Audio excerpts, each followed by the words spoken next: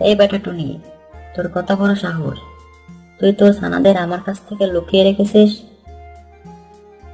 না না শিয়াল মশাই, আমার কোনো ছানা নেই। আমার ছানা থাকলে তো আপনি ঠিকই জানতেন। হ্যাঁ, এটা তুই ঠিক বলেছিস।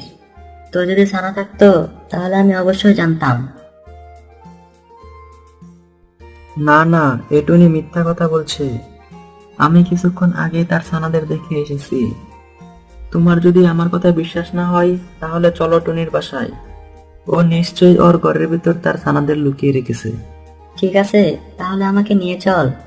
আমি নিজে গিয়ে সত্যটা যাচাই করে আসবো। টুনি, তুইও চল আমাদের সাথে। যদি তোর কাছে সত্যি ছানা পাই, তাদেরকে তো খাবোই, সাথে তোকেও খেয়ে নেব। শিয়াল মশাই, আজ আমার একটা জরুরি কাজ ছিল, অন্য একদিন গেলে হয় না?